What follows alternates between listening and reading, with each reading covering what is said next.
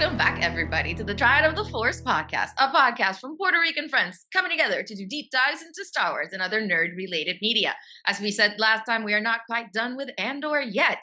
There are still some topics that we want to flesh out a little bit more, and today we will be talking about two interesting characters, both of whom, lost their partners in different ways. So we're going to be talking about Perrin and Vel. So what do you think of these two characters? Which one do you want to tackle first? Oh no, I wanted to ask you like some stuff before we get going because it's a long weekend. It's a holiday weekend, and hopefully we're resting. And it's Memorial Day, so doing the things that we need to do for Memorial Day and in remembrance for everything. But uh, I've been trying to read more Star Wars, non-Star Wars things, Okay. so that we can diversify the palette. And I know that you are a voracious reader, although now I think with law school, your reading has shifted To genres, reading for work.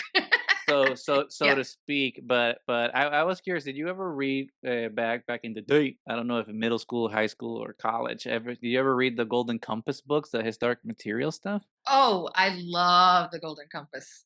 Love them. Yeah. Why? No, because I didn't know this until fairly recently, but did you know that there is a sequel trilogy by Philip Pullman that is the third book is coming out like in a couple of months? Really? Yeah, it's called The Book of Dust, and I'm mentioning it because I also read the Historic Materials trilogy. Absolutely loved it, I love it. uh, Yeah. and it was surprising because we both went to Catholic school. I went to Jesuit school, and one of the bizarre things about it was that the Golden Compass was assigned as our summer reading for seventh or eighth grade, something like that, which is That's crazy. I didn't read it for school, crazy. actually. We didn't get it for, Which which makes would sense. be because it's all about how the Catholic religion is a lie, That's, It's very anti yeah, religion, not necessarily anti spirituality. You can yeah, interpret yeah. it as you want, More, but definitely it's more very, organized religion, I yeah, feel like. But very, still, yeah, that's really surprising to me that that was an yeah, yeah. assigned book for you I in mean, Catholic school. but it's Jesuit school too, so Yeah, Some Jesuits anyway, are a little rebellious. are rebellious and open Hmm. minded, or somewhat open minded. So yeah. Anyway, the point is, love those books. The movie, maybe not so much. I still need to finish the HBO The show. series was good. I like the show. I was liking the show. Hmm. I was halfway through the Subtle Knight in season two. I just need to get back on it. Maybe now that I'm in the trip again, I'll get back into it. But yeah, love those books growing up, and very excited when I found out about this new trilogy because I'm just like, okay, this is kind of a perfect little thing to start reading now that I've kind of wrapped up the Star Wars things that I wasn't going Right. through. So it's a And sequel trilogy. it's a sequel trilogy, so it's three books. It's this one, which is the one that I'm going through right now, which is Volume Okay. One, La Belle Sauvage. The second one, which is The Secret Commonwealth, and then the third one that comes out like now in the summer or early in the fall, called the Rose Garden. I think is the name of the third one. How did I not even Um, know about this? really cool. The Uh-huh. first book is actually set 10 years before the Golden Compass, and then Okay. the second book is set 10 years after. After. So it's kind of like prequel and then sequel. So Okay. you get like characters. I mean, I haven't read the second book yet, so I don't know how it'll tie in together. Yeah. But kind of see some of what leads up into the Golden Compass, and then see the aftermath of the Amber Spyglass. So I'm only like what 130 pages in, so still it's a big boy. But Yeah. so far it feels good. It feels like like reading, like getting back with an old friend almost. Oh, I have to get them. I didn't Yeah. remember like Mhm. how great the prose of Philip Pullman was, Oh, it's because so it's good. I really reread them every couple years. well, Yeah. that yeah. So Yeah. I'm glad that you didn't know, so that I could put that on your radar. That's so It's good. And you said, definitely. are they doing like a film adaptation or No, these. I mean, maybe eventually? But insofar as I yeah, know, not yet, and probably not based on like the success reception of. and everything. Yeah. Yeah, Hmm. and at this point, I'm just like, keep some of Keep the these book. book. I know. I Yeah, agree. especially But with how we've seen some of just how these curious. adaptations go. But yeah, I wanted to put it on your radar because I know you like a lot of this YA and Uh fantasy huh. stuff, and his Dark Materials obviously very Ah, so good. generational and defining for me and hopefully for you. So yeah. So Yeah, if you or anyone listening, right, or watching likes the Golden Compass books, as Dark Materials, you like your YA and fantasy with a little anti-establishment, anti-religion in it. We're back. We're back in the world of Lyra's Oxford and demons and dust amazing. and all that stuff. So I make had no sure idea to this was out. me neither. And now I'm obsessed. Oh my god. Okay, I'm definitely gonna read them. I think we should review them in an Yeah, episode. Just yeah, get back to trying to do book reviews and stuff. and do I'm the really excited about this other actually. nerd related media. Yeah, Yeah, love really it. fun, really fun. I'm really enjoying Okay, it so far. good. So yeah, Thanks for the recommend. the Yeah, book of Dust, and then Volume One, La Belle Sauvage. Like almost one third of the way through, and I'm really liking it. So, good. yeah, not everything is Star Wars. I know we've been in a complete Star Wars Bubble. thing for a Yeah, while because it's been very difficult, but we're trying to break through and include other yeah. things. And I just wanted to put this on your radar, Nanny, and then everyone's radar, so that we can get Amazing. excited about other stuff too, because there's Yeah. so much more stuff to enjoy. I mean, this has been a weekend where I got to see a lot of movies too. I got to see a bunch of Kurosawa films. I saw Throne of Blood, saw Ran, then went to the movies to see the new Mission Impossible, which Was it any good? it's like the way that I always like to describe Mission Impossible movies is that they're an Yeah. AC/DC album. Every Yeah. album is the same, but it still Yeah. rocks. It's still Yeah. good, still good. So yeah, we could talk about it some other time, I guess, but it's fine. The stunts are amazing, I will say. There are They some always are, though. action sequences in there Mhm. that are absolutely incredible. That Mhm. like they had me at the edge of my seat. But this is not my favorite Mission Impossible movie by any stretch. And then Mhm. then yesterday saw the tragedy of Lady Macbeth, which, if you didn't know, and the people listening didn't know, Kurosawa's Throne of Blood it was actually an adaptation of William Shakespeare's Macbeth. So it's kind of like a good way Really? to bookend Mhm. the week. Starting with Japanese Macbeth by Kurosawa, and then ending with Cohen's Tragedy of Macbeth on Apple TV. So anyway, Nice. I just wanted to kind of get all that stuff in for other nerd related Sounded like a media fun before. weekend. Yeah. Yeah, Before alone, talking alone, just doing nothing, just with the pets. It was great. It was great. I can't complain. Can't complain. That's nice. But yeah, back to Andor Back to because Andor, we which cannot stop talking the about. gift that keeps on giving. God, I I know love it's it. so good. Sorry, I was taking a little swig of cool, refreshing beer.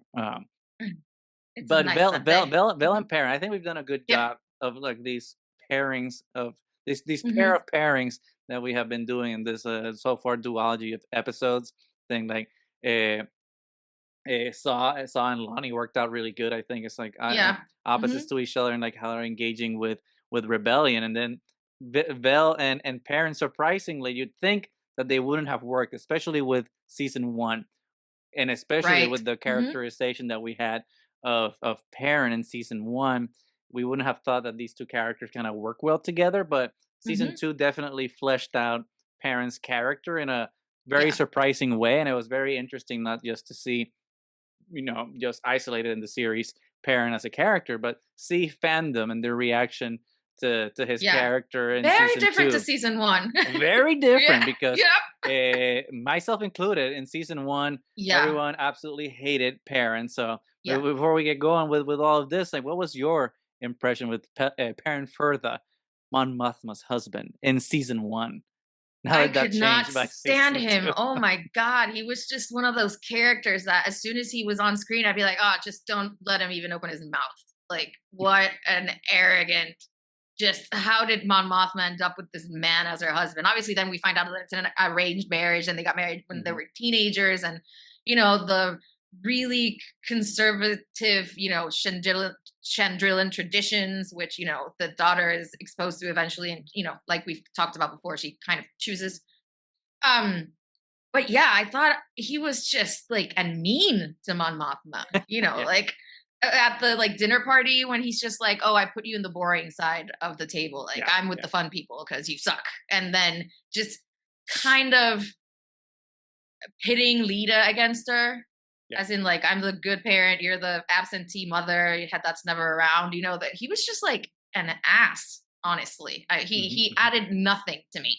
and then that changed. I still think he's an ass, but now we kind of get to see him more as an actual human being and not just this like pile of crap that he was in season one. What were your thoughts? I mean, I it's one of those characters that you love to hate him. Um, Right, because he did yeah, play it so well, but yeah, still, and ugh. he's so Yeah. and kudos to the act. I forgot his name. Shit, I should have done my research Due before coming diligence. him. My due diligence. Apologies to everybody. But the actor portraying Perrin, kudos to him because he and it's a testament, right, to the mountain of actors that we Right. have on this show and Yeah. like their Hmm. amazing portrayals.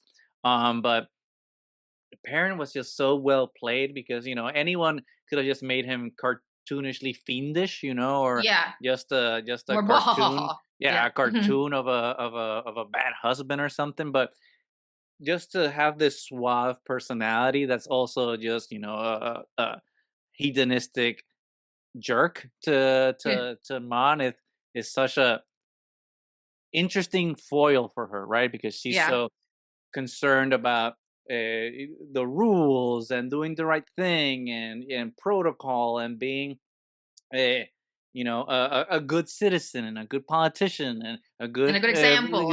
a good example, a Hmm. good mother, all these Hmm. things. And Parent doesn't actively do anything to undermine her, but it's just a foil in his persona, right? In this je ne sais quoi laissez-faire attitude where he's not really engaged and just perpetually bored because he'd just rather be doing a good time. And it's something that while we love to hate, it's also a thing that now we can sympathize with to some extent because like who wouldn't just want to be parent, right? Just like not Yeah. care We have and a ton of money, just and you yeah, just exactly go gamble and whatever, live the and life. have fun and not do Um. the things and not have to care. It's just like that's Yeah. it's the easy thing and the thing that we all could just wish we could just do is just like have Yeah. fun and not have to worry. But at the end of the day, we have to have those responsibilities and we have to kind of be an empathetic human being and care. So that's why It's season Alistair two, McKenzie, by the way, the actor. Alistair McKenzie. I'm sorry, sir, if you're listening to this We episode. apologize. We deeply me. I apologize. Nani was the one here to correct me. I was categorically in the wrong by not researching you previously. But yeah, no. But season two like just brings like this depth of nuance to him that not necessarily changes the character Yeah. that we saw in season one, but just adds to it, which I think is the genius right of season Yeah, two I think it kind of and just most of helps you everything it understand does. his motivations a little bit more. He's Yeah, not just like a blank canvas, you know? because there was this little Mhm. scene, and I don't remember if we discussed it when we were talking about the episodes because there's so Yeah. much to discuss. There's so much stuff. Yeah. But in arc one, yeah, during the wedding, there's this one Yeah. scene where it's just him and Mon, and they're discussing whatever thing about the wedding. But then either he or she's drinking something from a cup, and he's drinking something from a cup, and then like she takes it off from him,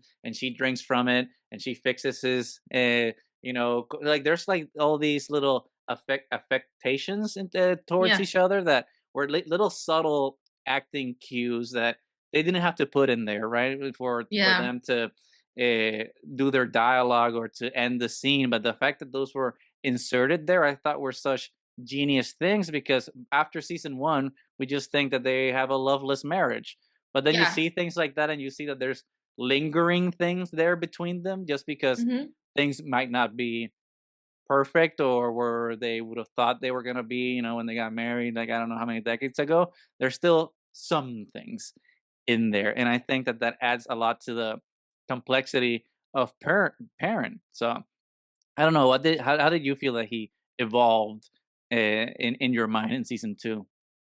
I mean, I think you could tell from the beginning that he did care about Lita, but we see way more of it, especially in that first arc for the wedding. Mm, How much he's kind of just trying to make it the best event that he can possibly yeah. make it, and kind of be this, because usually you can tell that the figurehead is Mon Mothma. She's the senator, she's the one who's like political and important, really. But then for the wedding, it was him doing the speeches and him doing most of the kind of organizing of the Mhm, mhm. wedding per se. And I think it was very demonstrative of how much he cares about his daughter.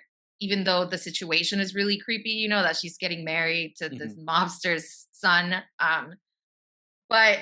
But yeah, there were some really cool scenes, like you were saying, that were unexpected, of like little touches here and there within him and Mothma, like the fact that he's like kind of surprised and worried about her in that scene where Mhm. she's kind of losing her mind after she cracks, after she finds Yeah, out yeah, yeah.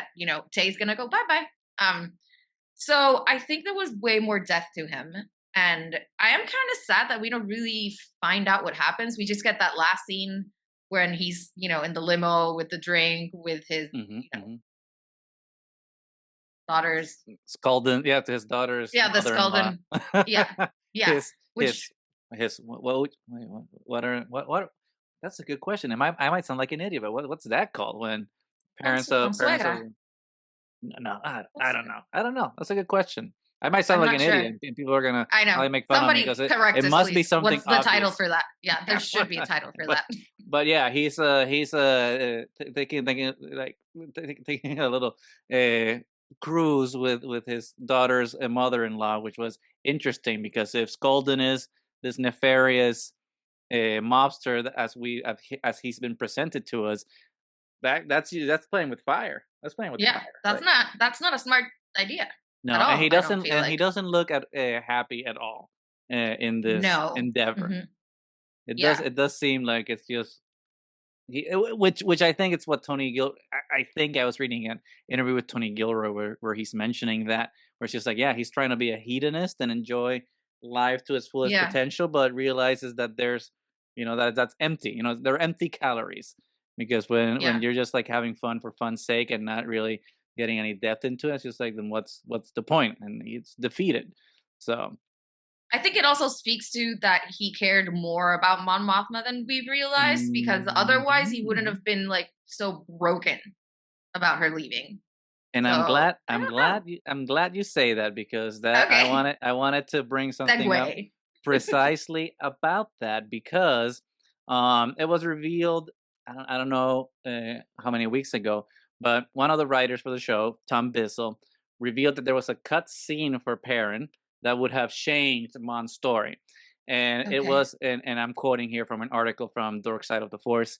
So if you want, just go check that out. But here's the cut scene. It says he knew about her rebel activity the entire time and protected her. Bissell said that was going to be an interesting moment. Tony Gilroy performed it. Perrin just saying, "I knew what you were up to this whole time. They talked to me every week. They'd interrogate me. I never said a word. You didn't trust me. You could have trusted me. And the heartbreak she would feel in that moment of this guy that she'd pushed out could have been reliable." How does that make you feel? Oh, I have does it mixed say feelings why it about it, got but cut? let me see. Let me keep reading the article.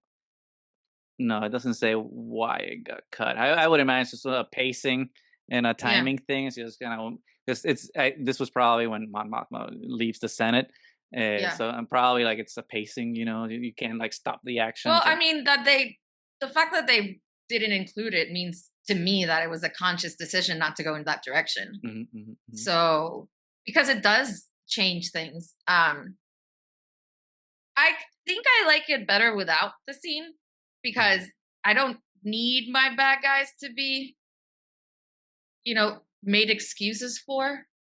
mhm, If mhm. Good if point. he Good point. knew, he could have said something too. I mean, oh, just because he was butthurt because she didn't tell him, he could Mhm. have shown that he was supported, that he did know before, the end.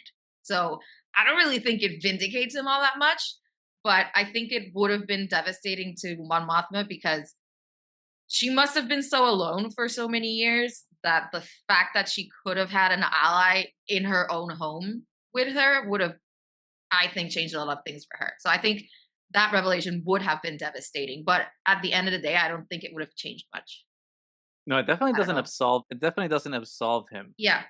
of anything. But I do think that it creates a lot of complexity to his character, and it's Right. interesting, right? Going back into social media and seeing quote unquote discourse and seeing Hmm. how everything's kind of been turned on its head 180 right from season one and seeing everybody We be just hate him. anti And to yeah like, anti we kind Perrin of, yeah yeah. so Yeah. now And kind now of it's like, seeing oh, we can kind of understand him.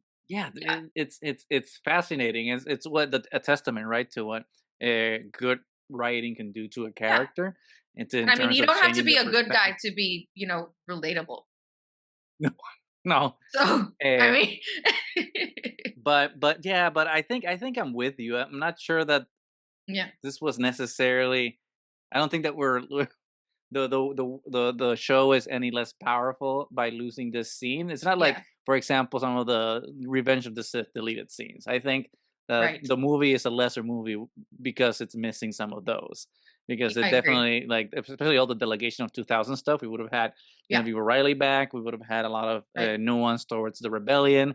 Would have had Mhm, Pat maybe a lot more of an active character in that film. So I do think that mhm. those scenes, bringing them, would have added a lot more to the film, but I don't think bringing this scene to Andor would have necessarily added Yeah, that much. And it's one of those things where, at least in my mind, thinking about the structure of the show, again, the show's called Andor. It's not yeah, called Mothma. It's not yeah, called yeah, Perrin. Well, or for yeah. that, right? We're going with last names, but and that's not to say that we can't develop other characters that aren't the main character, but the Mhm, driving force has to be kind of right. the main character, and to kind of stop Cassian's rescue of Mon, to kind To of do have this this, yeah, to revelation. kind of have this Yeah, revelation, which, while cool in terms of complicating their dynamic and making something mhm. interesting about their relationship and giving more depth to Perrin, I don't think ultimately it, furthers what we already kind of know. It's like, yeah, she's like, Yeah, her family situation sucks. This is sucks, and we have to kind of move forward. Um, but going back to Perrin, he has like this big moment that I think was the turning point for a lot of people in the fandom when they were watching the show, which was his speech during Lita's wedding, which took me by surprise. I was not expecting yeah. speech, and I was expecting all the speeches to be Luthen coded and be horrible and tragic, but all of a sudden we have this very joyful and Joyful. Mhm. celebratory Yeah. speech from the character that I least expected to have a speech in the Yeah, show. that was really surprising when I was like, that was one of the first like big speeches of the season. I Hmm. was like, and it was from Perrin. What? And it was actually good. It was great. So, Yeah, like, yeah. what did Hmm. you think about that speech? What do you think it added to Perrin? And do you think it ranks up there with the rest of the Andor speeches? I mean, it was good. It was good, but when you compare something to, let's say, like Luthen's speech from season one, Yeah, impossible. um, Nemec's reading of his manifesto, like, no, it's not up there with the greats. But it was still surprising. It was still good, and for somebody like Perrin to be talking about joy, it makes sense because he's kind of a hedonist, but Yeah. he's also coming from a place of living with Mon Mothma, who's probably a ball of stress, most of her time because all she can think about is, everything that's going on with the rebellion, the double life that she has to live, and everything that goes on. And it's giving advice to his daughter and her soon to be husband about, pausing sometimes and letting Mhm. yourself feel the joy, which I think is something that a lot of people in Star Wars need to be told. Yeah. So I mean, and not just kind of people in Star Wars, is kind of us too, right? us Because too, I mean, especially the moments that we're going through. That's something that we yeah, need to hear. it's Yeah, it's I it's one of agree. those things where, obviously, for Perrin is the extreme, right? Because, like you said, Mhm. he's a hedonist, so for him it's all about pleasure and all Yeah, about joy. But he does make like some beautiful points there. It's just like, yeah, like, let me, I have the transcription here. Like, trouble and disagreement will arrive without summons. There's no choice in this. It's like, yeah, yeah, like rough things, and as we know, living through the times that we're living in now, is like, yeah, hmm like the horrible things that life has to offer will be at your doorstep, and we have to respond to them, and we have to have our own resistance and rebellion to these things. But it's also important to kind of celebrate, right? Because if we don't find that time for joy, if we don't find the yeah. time to kind of celebrate the loves and lives that we have Mhm. around us, and then what are we really kind of Fighting fighting for. for? Hmm. It's important to take victories and celebrate them, because it makes everything kind of worth it. There can't be struggle without joy, right? I don't know. It's very interesting. It always reminds me of V for Vendetta, right? Like that scene when they're about to go into like the final confrontation, and V's Yeah. about to die. When he meets, when he's gonna go get Chancellor Sutler and everything, and he meets Natalie Portman. So there is Hmm. Star Wars connection as always. And Of course. he asks her for dance, to like dance with him. She's like, "What? Dancing on the eve of your revolution?" And he says, "A Yes. revolution without Mhm. dancing is no revolution worth having."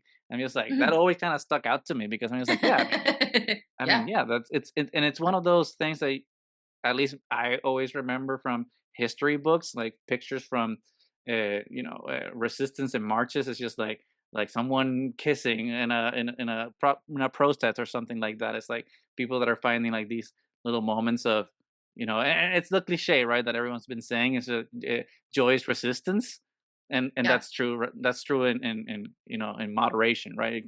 Not in the parent absolute, but it Mhm. was nice for a show like Andor that's so heavy and dark Yeah.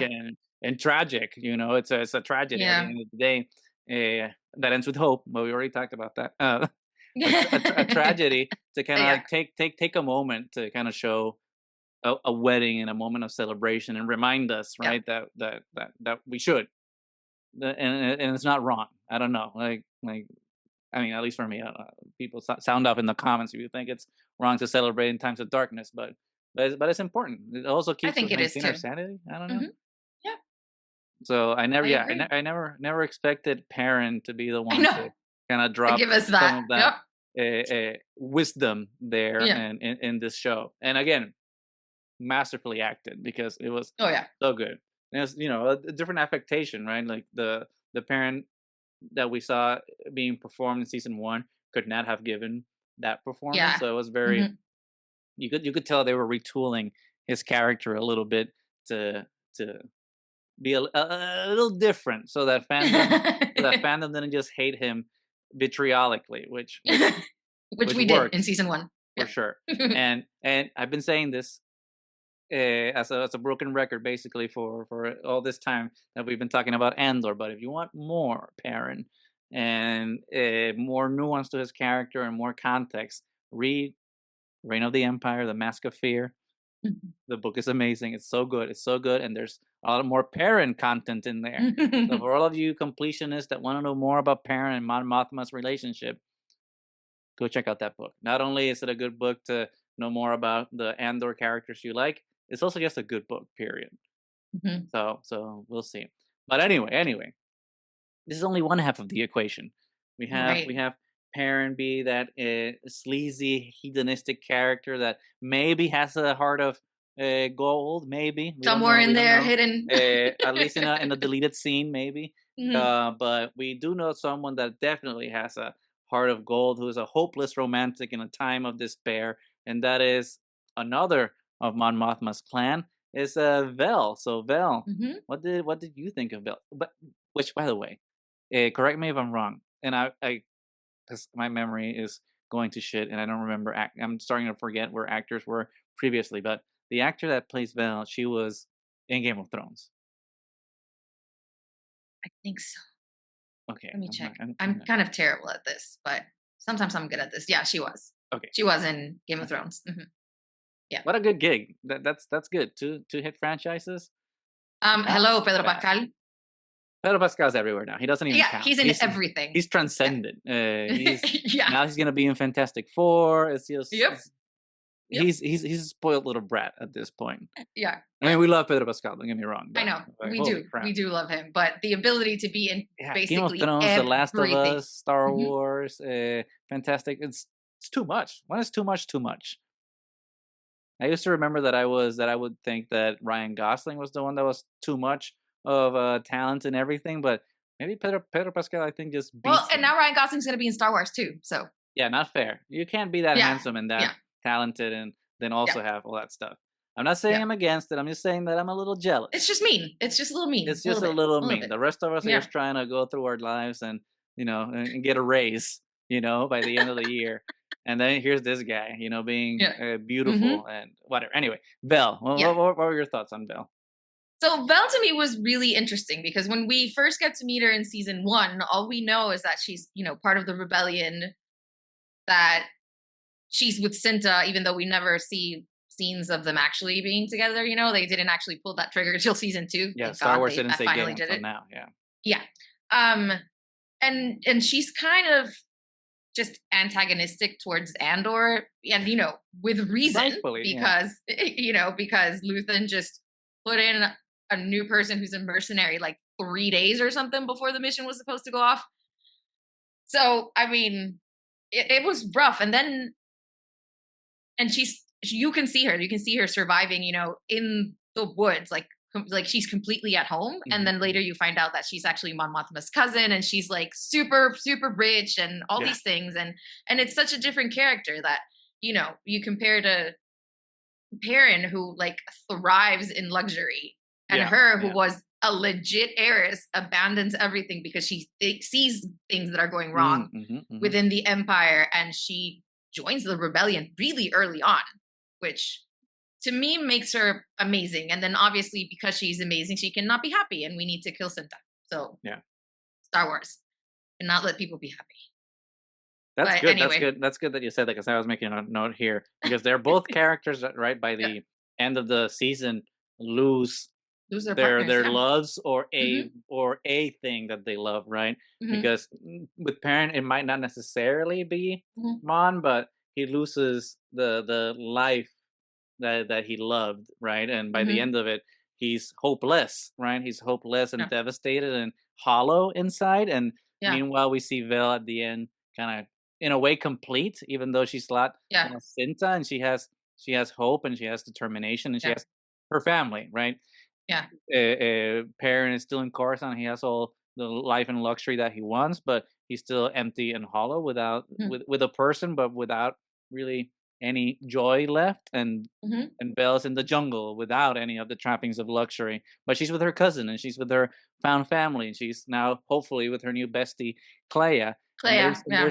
there's meaning and purpose there. But it was rough though. It was rough to get to that point, because I don't know if Getting it was Cinta back and then losing her right away was immediately, right? just, oh Immediately. yeah, Which I which devastating. I which I want to talk to you about that, because there's also been a lot of discourse online about Hmm. the treatment that Cinta got in the show. So Yeah. I'm curious to know what you thought about that, because a lot of the narrative online has been about the treatment of women in the show, which I think it's a Right. very interesting thing. And I think it's important, right, to see how other people are interpreting these stories. But one of the narratives around this is that, all the women of color don't get treated well.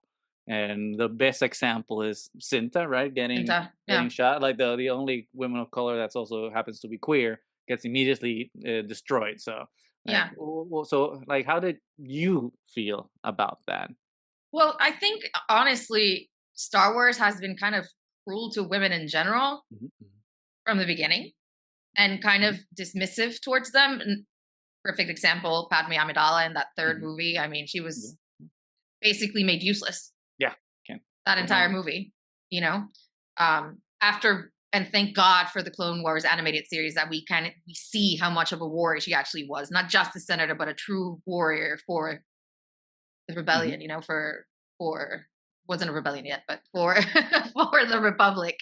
Um, so now the fact that they're like kind of mean to women in general makes it worse that they're even meaner to women of color. So it just mhm, like kind of mhm, mhm, adds an extra layer to it. Um, and I think it was because it was such a struggle, like the relationship Belle and Cinta, because they struggled on a fundamental level because they come from such different backgrounds. And it's hard for them to understand each other, which we get to find out when Cinta finally tells kind of her story to Vel, and that very beautiful scene that we mhm, get mhm, with mhm, them in Gorman. Um, so one, they come from very different backgrounds, which is really hard for them to, relate on a fundamental basis. They're both part of a rebellion that they got into very early on, and when secrecy was of the utmost importance, and Luthen, being who he is, separated them purposefully because he could find more use in them apart. yeah. So so it was just hard for them to establish the connection. And then we find out that Cinta had almost died and she didn't want Vel to find out, so Vel wouldn't worry. And so that's why Vel went for months without knowing anything about what she was doing until she actually gets a glimpse of her during the wedding arc as she's, Mhm. flying Tay away to get got. Yeah. So it was such a Risk take struggle all for month. them. He totally stepped into that one by himself. No Yeah, sympathy for that. Sorry, yeah, Tay. he You messed that walked one up. right into that. Yeah. Um, so it's so beautiful when they come full circle and finally get to admit their true feelings for each other and like come to terms with their background and the fact that they are in the rebellion, but they need to talk to Luthen about the fact that from now on they're going to fight together. And it's their first mission together, Mhm, and mhm, then immediately death in a horrible way, killed, by friendly fire. It was mhm, just, mhm. I remember as I was like, they did not just do this after killing Brasso in that first arc. Now you're doing this to me after finally, finally giving me the Cinta and Vel scene that I've been longing for from the beginning, and then you just like murder her. Yeah. Um, it's it was it was hard to watch, but I think I felt really amazed by Vel's reaction, like when she Mhm. starts giving the guy the speech Yeah, yeah. about. So it just goes to show how strong Vel has become as a character. But I don't know. I think it was unnecessary. There was no need to kill Cinta, in my opinion. I don't think it would have. I don't know. Yeah, it's one of those things that's, like, very complicated, right? Because Yeah. I think a lot of the ways that people look at these things are isolated within the events of what happened Hmm. in the show, which is, one way to look at it. But ultimately, we kind of, when we're talking about it that way, we have to look at it outside of it because the show didn't happen, right? That's not Right. Yeah. history. It's not real. Those events, those characters don't exist. Though that happened because someone wrote it. Right. Someone decided to. Well, this is what's going to happen this episode, and Hmm. I think that's where we kind of have to talk about it. And I think one of the conversations about it is like, yeah, it sucks, right? That a person of color, and especially a queer person of color, Hmm. the only one in the show, and the only Right. one that I'm aware of in live action. If I'm wrong, please correct me down in the comments below.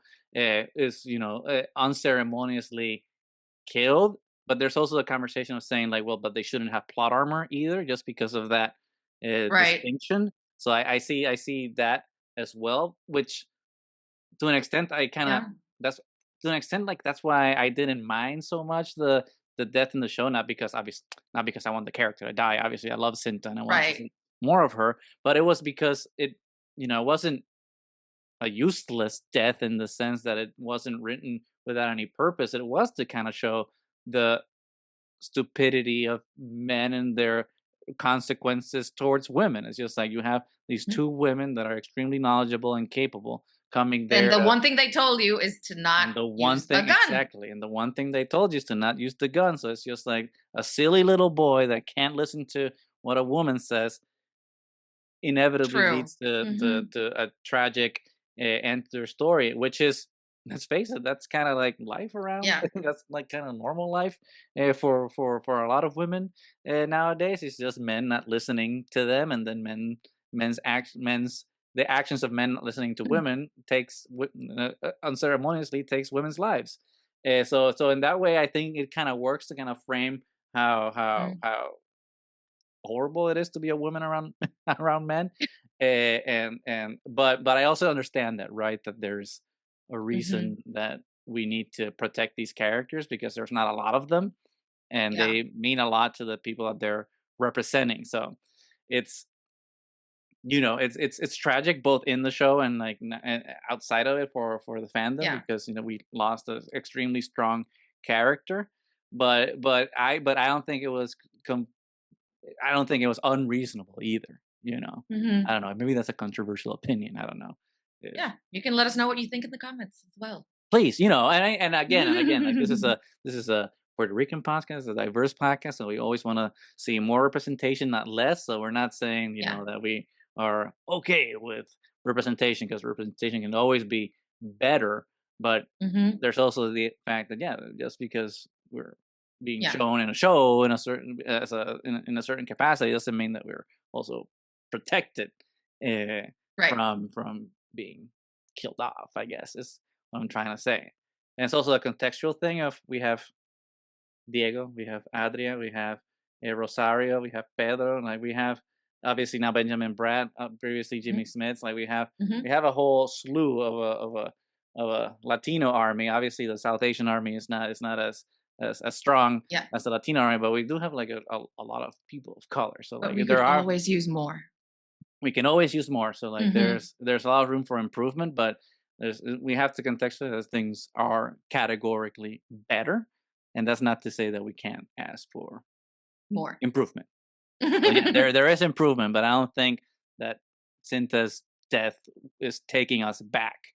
I think in a weird way, I think it takes us forward because one, Disney said gay, and then let those characters kiss, and finally establish their relationship, which they didn't do in season two, and in season one. Sorry. Yeah. So They I hinted at it, but they didn't actually establish yeah, it. Yeah.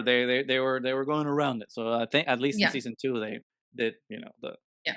establishment, and it was tragic. And it's one of those things in the writing that I thought was absolutely beautiful. It's just like not knowing what was like writing as if you don't know what's going to happen, and like having them have that Hmm. exchange between them of being, oh, I'll tell you about it once the mission's complete or something like that, and then Yeah. It's like, obviously her not being able to tell her anymore. It's just yeah. But gut and we wrenching. have to be real and we have to accept it. Like there is a lot of tragedy in Star Wars, and especially for families. So Especially in this in this era yeah, specifically. yeah, yeah. It wasn't an isolated incident, as it were. You know. No, and it definitely helps define Belle too, because at this point Belle's still working with Luthen. She's like she's not rebellion exclusive, although Yeah. at this point the rebellion doesn't really exist as a organized organization. That's redundant as an organization. There we go. All organizations are organized, uh, or they're supposed to be anyway. But it's also then interesting to see how she just abandons this to not be with Luthen anymore and just be with Yeah. the rebellion and be like in Yeah. a place where it's not just about operating in the shadows and working Yeah. quasi independent as an independent contractor to Luthen, and then be kind of conscripted, for lack of a better word, to the rebellion and be part of something that's greater than yourself, which Yeah. I thought was kind of a great moment. And I really like that. I don't know how you felt about it, because I think some people have been very eh, ambivalent about those ending montages in the final episode, but I really like that one I actually really liked it. when Belle Hosbando sits was one of down. the Yeah, ones. Yeah, Hosbando was one of the ones that he was like, I don't actually need this. It makes it like too clean of a transition. Blah blah blah. I was like, but I enjoy it. It's the end of the series, and it is the transition into Rogue One. yeah. And I like to see, where my characters are. I don't need to see every single detail. Like I was enough with, getting that shot of Perrin, in the Mhm, limousine with mhm. the mother-in-law, whatever Yeah. situation was going on there. But just to see, to see like Saw just full like armored with the Mhm, mask and everything, just looking out and just to see like Andor just walking, like knowing that he's going into his final mission as everything's going on in the mhm, background. I actually really enjoyed it, and I I did like to see Vel, you know, kind of just completely become herself as when she's in Yavin. Like you can see that she has this much better relationship with Mon Mothma. mhm, mhm. And Mon Mothma kind of asked her to spy, and she's just straightforward with Andor. Yeah. She's just like, okay, she wants to know about what you think and what you heard and what you Mhm, saw, because she wants to understand. So I'm asking you to explain it to me instead of doing it backhandedly. You mhm, know, mhm.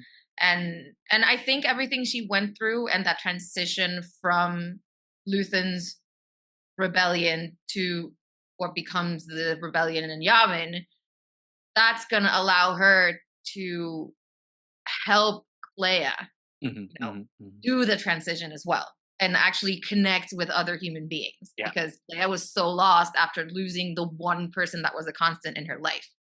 So, so I don't know. It was a tragedy, but I think it made Vel stronger, and I hope she finds happiness, be it with Clea or whoever she wants to. But I really hope that she actually, gets a good future out of all of this, Yeah. post rebellion. It So was. I mean, I don't know. I think the ending was good in that regard. Hmm. To your point, because yeah, it's a series finale, right? It's not just Hmm. the last episode of a season. It's like, okay, well, this is done. It's Yeah, just like, no, it's just yeah, it's wrapping up everything. So it kind yeah, of has to. I think it did a good job of establishing like where all the characters end at this moment, yeah, which also is kind of a continuation in a way because we know Rogue One continues. So in that regard, I like that it's a very big juxtaposition because every time we see Bell and Mon together, they're always in a fancy pants dinner. You know, it's either yeah, they're either in Coruscant doing one of the dinners, Senate dinners that Mon was hosting, or obviously in yeah. Chandrilla with the wedding. So we always see them in that environment, which is not the Hmm. environment of Vel's true self or Mon's true self, because even though Yeah, Mon's from wealth and privilege, she's kind of putting on a face for all these things yeah, because has a rebellion of her own, even though she's not in the trenches like Vel is. yeah, It's still not 100% her. So it was kind of fun to then see that juxtaposition of Vel and Mon together, to then see Vel and Mon together in Javin, where they seem much more comfortable with each other. They're yeah. And finally then kind of like that sitting scene where together. they're like in the mess hall kind of Yeah, yeah, situation, yeah. and especially considering that Mon is supposed to be like one of the leaders, so you would think she would like eat separately with the Mhm. other members of the council. She's just there with Just everybody, one, with her just cousin, yeah, just beautiful, and yeah, and all of them kind of in their comfortable garbs. No one's made up. Mon yeah. has her terrible haircut, which she has to have canonically. I know Actually, I it's don't know so why bad people though, bash on it. I'm just like, it's what it's fine. but it's It's what just she looks like. it's a It's what little she looks pixie like. cut. Didn't Hmm. everyone love pixie cuts in the '90s? I don't get it. It's fine. It's fine. It's like it's just like, admit it. She just looks way more fabulous with Yes, the yes, 100%. yeah. I Hmm. I agree, but people bash on that pixie cut far too I know. much, far too much. Yeah, It's fun. It's fun though. I will give people that. yeah.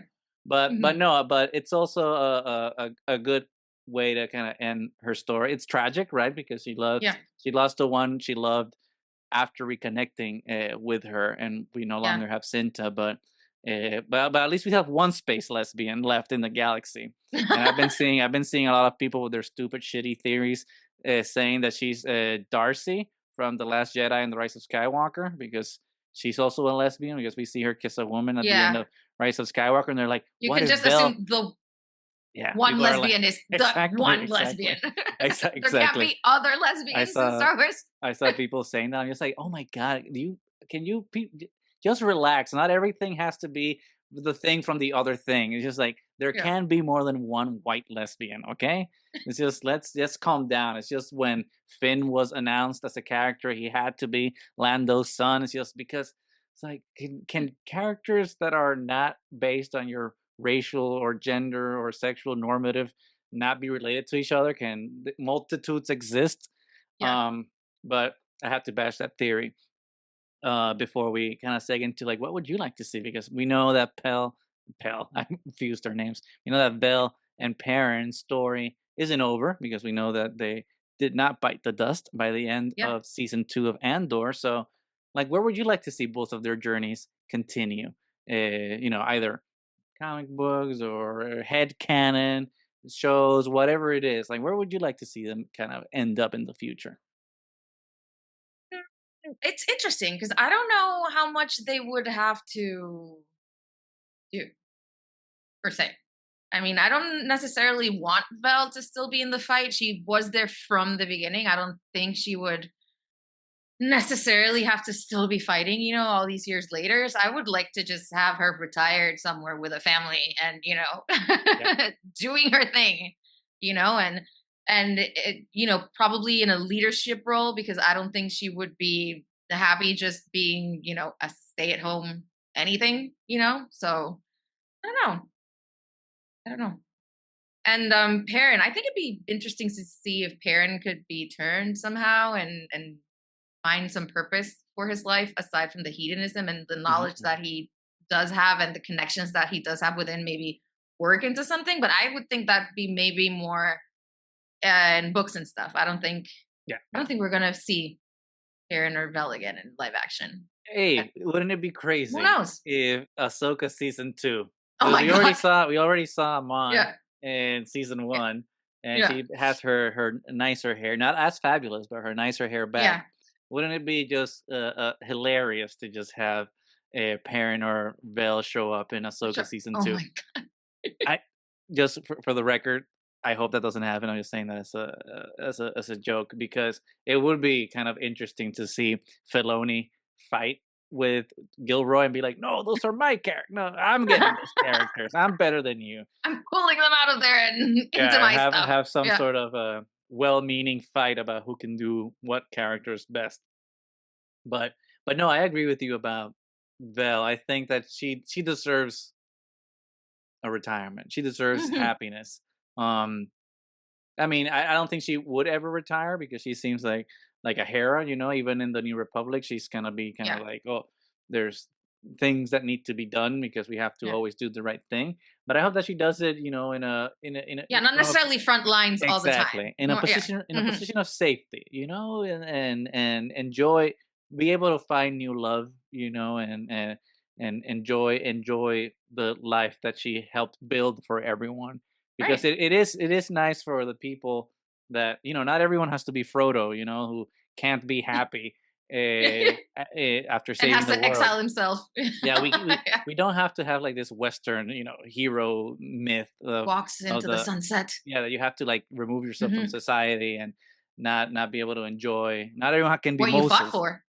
It's Yeah. like let people be happy, you know, let people be happy and enjoy that they Fruits fought of for their labor. something. They fought for Yeah. something, they got Hmm. it, and they were able to enjoy it. I would like to see some joy in that regard for people. But I do think it would be interesting, like you said, for Perrin to kind of take up the spirit of that deleted scene. Well, I don't know if it's a deleted scene because I don't know if they filmed it. Of that Right. deleted Arc, little revelation, or whatever it was. Yeah. storyline or Uh-huh. blurb or whatever the fuck. Hmm. Um, and see him join, maybe not join the rebellion officially as a Yeah. full on operative per se, but maybe on the you A know source of intel or on the exactly something. on the Yeah. periphery of it where he does Hmm. the right thing, but he's not, you know, conscripted, so to speak. And it's something that I kind of do want to see. I do want to see what happens as a relationship between the family itself, not just Perrin and Mon, but see what happens with Lita, Lita. Yeah. Mon, Hmm. and Perrin. I don't expect, you know, them to be a happy family because that's not reality of most families. They Yeah. find a new normal, and I would Yeah. like to see what that new normal is for the three of them. Hopefully, Yeah. there's Because so some far they are all three of them alive. So you would yeah. think So I there'd would be like some interaction there. yeah. Yeah. Hmm. See, I would definitely like to see some Yeah. uh, reconciliation with Lita and Mon, but see what a new normal becomes between her and Perrin. I don't necessarily think that they need to get back together, even though I don't think they ever got officially divorced. I don't know what the law is Yeah. in the galaxy, but see how they maybe just become friends. Actually, it's just like, hey, you know, maybe we'll be friends, and I'll be your cool ex-husband that just sticks around and does missions for you or something. That would be interesting. I don't know, but Hmm. definitely hope for a quirky parent in the future after finding that this type of hedonism without purpose doesn't lead to any Anything. satisfaction. He needs to Hmm. find purpose so that he can actually enjoy the pleasures of life. And maybe he just becomes a pirate. I don't know. I don't know. A rich I would not be pirate, though. opposed to that. Actually. Yeah. A rich Perrin. pirate, not a Jack Sparrow, but you know, Yeah. Yeah. a rich one. Maybe take that Lucasfilm, put that in your book of ideas, and just credit us at the end of the show. We don't need money; just put our credits in the end. But we'll see. There's only time will tell if all these Yeah. theories are correct. But I don't know. Until then, we'll just have to live with our head canon. Yeah. And our own ideas and everything. And there's so much that happens, behind the scenes that we don't really know with these characters. And hey, they basically did pirates already in Skeleton That's Crew. true. Yeah, So which was so good. yeah. It Watch was it if you haven't watched it. Like it's mainly for kids, yes, but it's So good. But we're If all you kids on haven't the watched, outside. We all I have to know, find our inner kid I know, and I just know, but enjoy it's things so for good. what they are. Yeah, I was just they were playing the Goonies the other day on TV, and I was like, oh, That's skeleton an crew. HBO. It's an HBO Max. I saw. Yeah. Hmm. HBO, which is going back Max going back to HBO Max after already Yeah, being HBO Max. It's and then going to Max. It's so it's redundant. horrible. But That's why yeah, corporate CEOs, we need to abolish them. No billionaires. Anyway, we're gonna get into that yeah, conversation today. But make sure to watch Goonies on Max, and Max also has a really good collection of the Criterion collection. So lots of good Akira Kurosawa films. So if you're into seeing some of the films, the Japanese films that inspired George Lucas, there's a really good collection over and there to watch his Dark watch. Materials. Watch his Dark Materials, and then watch Skeleton Crew. Watch everything if you have time. Yeah, so good, so good. So many good things out there. But I think we're done for today. Correct? For today, and Hmm. hopefully we'll be back tomorrow, which is next week. But we'll see. Well, anyway, please like, subscribe, leave a comment. Let us know what you thought about Andor, what other themes you think need to be more fleshed out for upcoming episodes, because, like we've said, we are not quite done. There's things to Let us talk about. know, Yeah. yeah, if you've read his Dark Materials, if you're excited about the new trilogy, if you've been reading Star Wars book, if what you're excited about, just anything you want to let us know. We are here to listen. So until next time, may the Force be with you.